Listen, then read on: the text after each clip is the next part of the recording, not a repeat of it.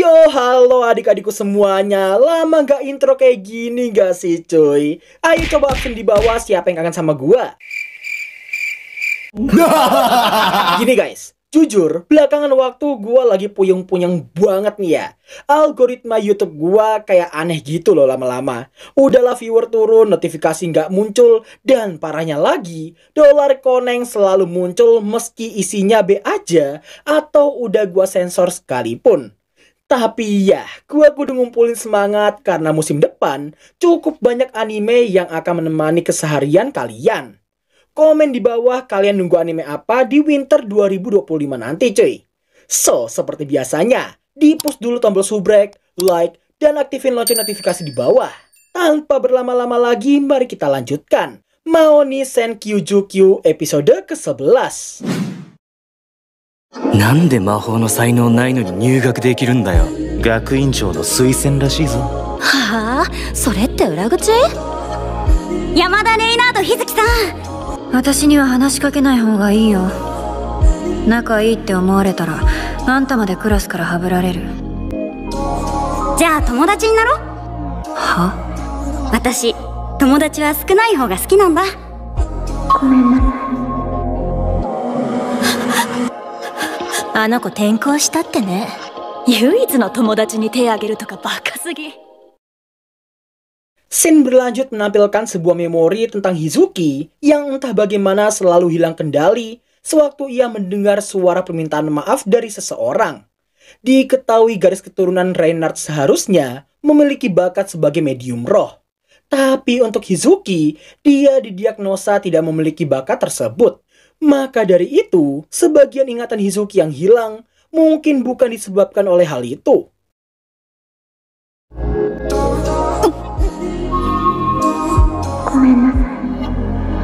Happy birthday dear 日月ちゃん。Happy birthday to you。Setelah kita diperlihatkan semua memori itu, Hizuki terlihat menutup foto keluarganya agar Vel dan kawan-kawan gak bisa melihatnya.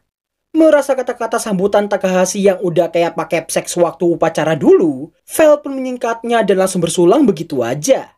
Setelah sedikit obrolan tentang larangan kerjaan part-time di sekolah mereka, yang membuat Hizuki terus melakukannya secara diam-diam, dirinya terkejut karena gak menyangka Makina bisa memasak makanan yang terlihat sangat lezat dan bergizi. マキナってすごい料理の手際いいのね。ちょっと意外。数十年は一人暮らししてましたからね。ん？数十年？はいはい、ベルちゃん様、意見陳述よろしいでしょうか。 Oh, sepertinya Vel dan kawan-kawan masih belum memberitahu Hizuki tentang identitas mereka yang asli. Demi mengalihkan perhatiannya, Takahashi refleks ngajakin mereka buat bermain game. Hizuki yang sempat menolaknya pun harus terpancing begitu Vel meledeknya yang takut melawan dirinya.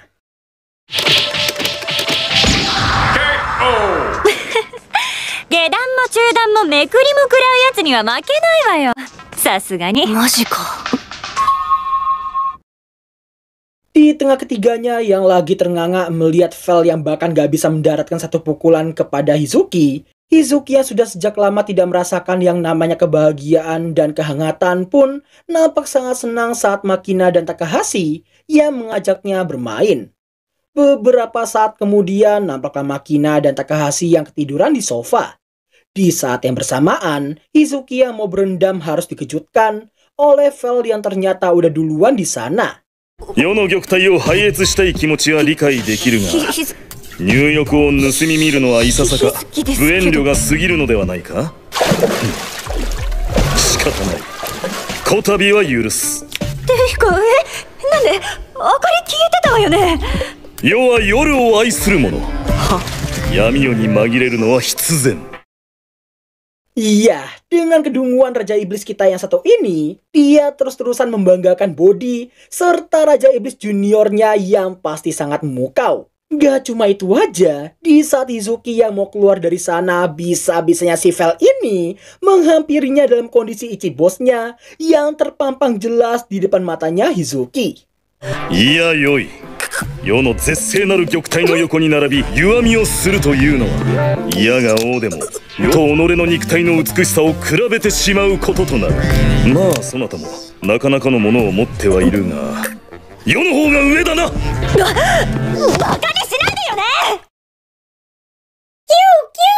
Adalah gara-gara sifat gak mau kalahnya itu, Hizuki berakhir berendam berdua dengan Vel. Gak lama kemudian, Hizuki nanyain apa yang Vel dan Cornea bicarakan tadi.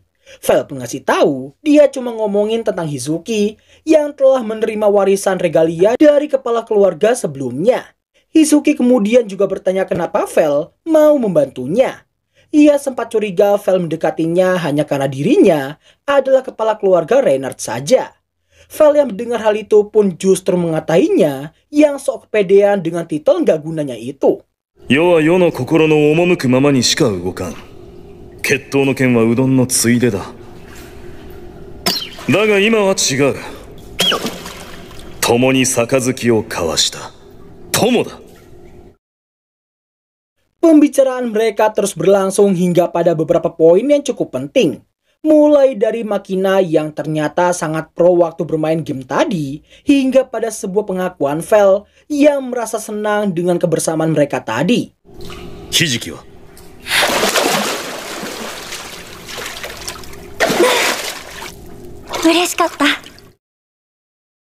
Singkat waktu, berhubung Vel bisa melihat foto keluarga Hizuki meski dalam kondisi tertutup sekalipun, Hizuki yang terlanjur nyaman bersama Vel pun akhirnya meneguhkan diri untuk memberitahukan semua rahasia serta masa lalunya. Penjelasan sederhananya ialah, Hizuki waktu bocil dulu adalah anak yang sangat periang, yang selalu disayang mau itu oleh orang tua ataupun para asisten rumah tangganya. Saking cerianya, kedua ART-nya ini nggak percaya bahwa Hizuki adalah anak yang dibenci oleh kota sihir dan kota listrik. Bahkan keduanya selalu mendoakan yang terbaik bagi nona kecil mereka itu. Ohayo gozaimasu. Hizuki-sama no otanjoubi desu. Seikai! このままHizuki-samaが自立されるまで何事もなければ良いのですが。 Meski pandangan mayoritas di jalan sangat membenci orang tua Hizuki, namun hal tersebut tidak diperdulikan sama sekali karena yang terpenting bagi mereka adalah kebahagiaan putri mereka. Happy birthday to you. Happy birthday dear Hizuki-chan. Happy birthday to you.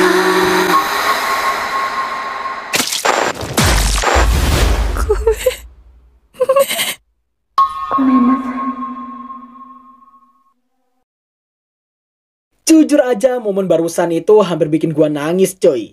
Setelah kedua orang tuanya tiada, yang tersisa hanya Hizuki yang diberitahu dokter keluarganya bahwa sang ibu sempat selamat tapi karena lukanya yang sangat parah, beliau nggak berhasil diselamatkan mau sebanyak apapun usaha yang mereka kerahkan.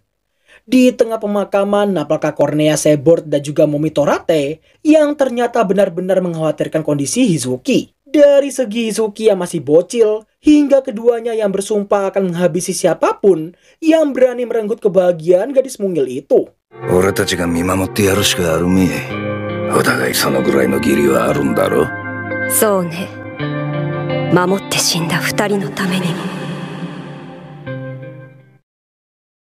Hizuki juga memberitahukan semua orang yang pernah berhubungan dengannya, semuanya terluka dan menghilang begitu aja. Itulah kenapa Hizuki berpikiran untuk tidak berhubungan dengan orang lain sama sekali.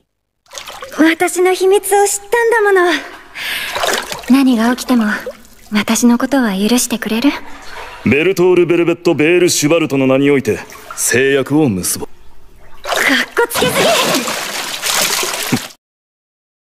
Setelah itu, nampaknya keduanya yang selesai berendam dan ingin kembali ke ruang tengah. Namun di saat itu juga Vel menghentikan langkah kaki Hizuki karena ia menyadari ada tamu tak diundang di sana. Sosok bayangan itu mengaku bernama Faceless, seorang hero dari guild baru. Adapun tujuannya mendatangi Vel ialah memintanya untuk segera pergi dari kota karena kehadirannya itu adalah ancaman besar bagi organisasinya. Apalagi Vel juga telah mengalahkan Markus yang merupakan salah satu dari mereka. Jika Vel mau menurut, Vessels berjanji dia dan organisasinya tidak akan melukainya, bahkan akan membantunya membuka ruang harta yang menjadi tujuan awal Vel. 思い上がるな知れ者めがそもそもだ世の前で勇者を名乗ってよいのはこの世界でただ一人だけそれ以外の者が名乗るのは万死に値する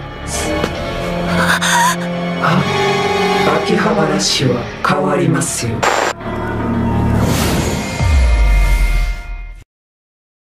Sepertinya Vessels ini adalah pelaku pembunuhan orang tua Hizuki yang sebenarnya. Sesaat setelah dia pergi, Hizuki nampak mencengkram tangan Vel saking ketakutannya. Di lain sisi, Momi Torate nampak menemui Cornea Seaboard untuk membicarakan sesuatu. Setelah memberi kode ke anak buahnya untuk memberi mereka waktu, sayangnya hal itu akan menjadi malapetaka bagi seorang Cornea Seaboard. Karena ternyata... じゃあなんだクラウンをいただこうと思いまして。 Oh my god, tanpa disangka-sangka Torate Gothel baru aja membunuh rekan seperjuangannya sendiri. Apa yang sebenarnya terjadi?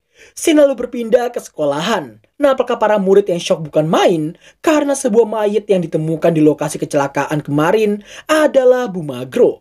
Bersama dengan Hizuki yang mau keluar dari kelas, terdengarlah berita yang mengabarkan kematian Cornea Seaboard yang diduga telah dibunuh oleh Torate Gothel. Mendengar berita itu, sontak Hizuki semakin dibuat shock dalam seketika.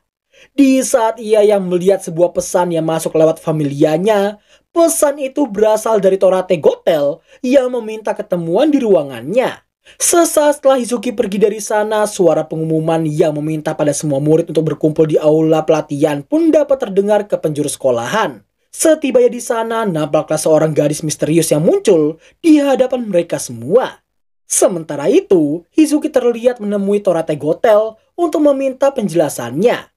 Akan tetapi di saat Torate ia memanggilnya dengan sebutan Reinhardt-san, seketika itu pula Hizuki menyadari bahwa Torate Gothel di hadapannya ini bukanlah Momi Torate yang asli. また私の安心してください、レイナードさん。誰？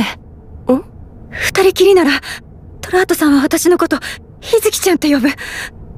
あなた誰なの？ Bukannya langsung kabur dari sana, Hizuki malah menunggu orang di hadapannya ini untuk mengakui identitasnya. Sebelum kita mengetahuinya, gadis misterius tadi nampak menggunakan sebuah teknik yang disebut Apolphos untuk menusuk 4 murid yang kemudian ia jadikan sebagai bidaknya.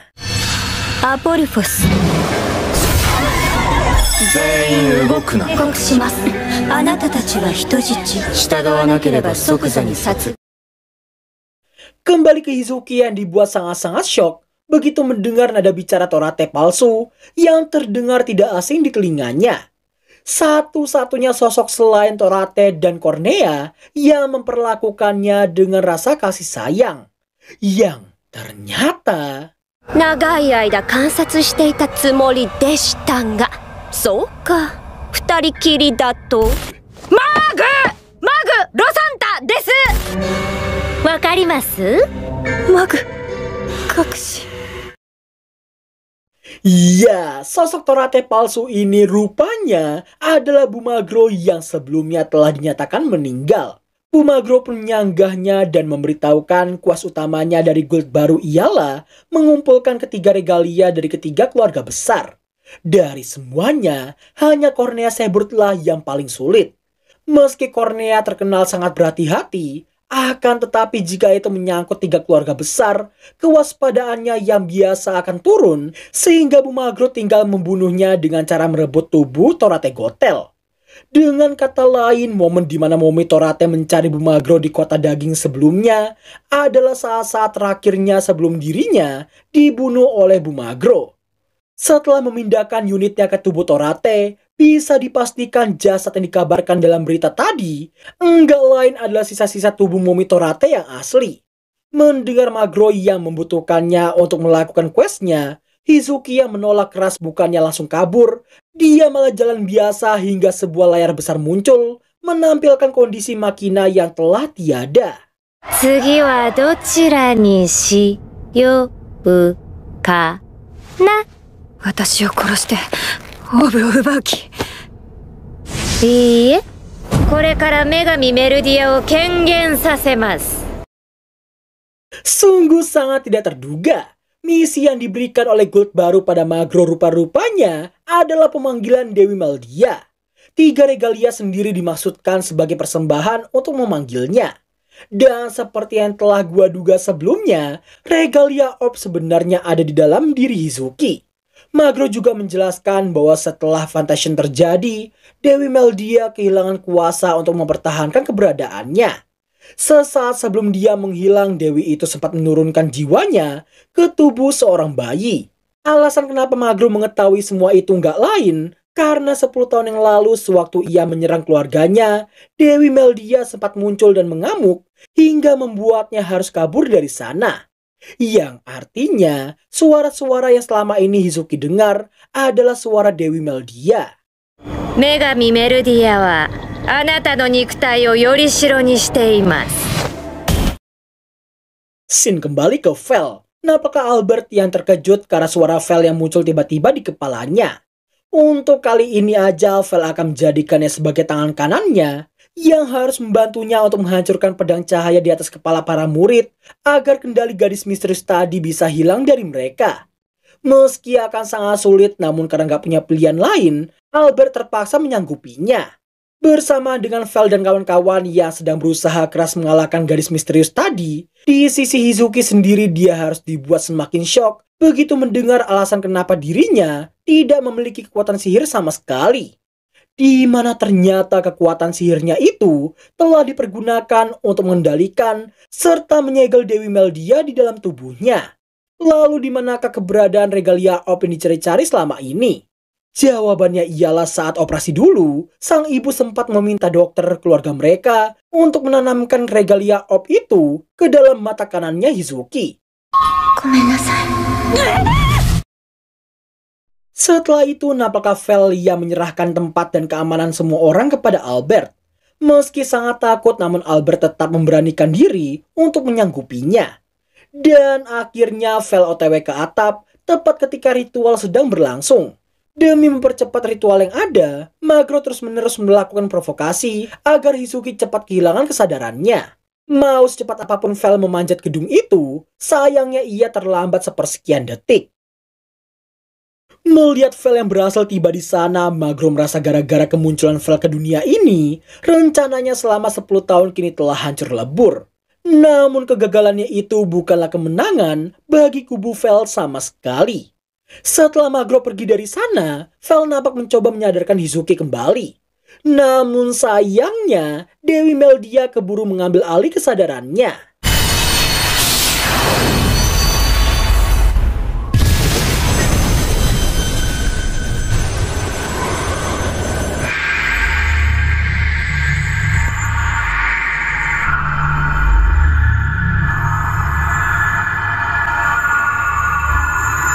Wagana Merudia.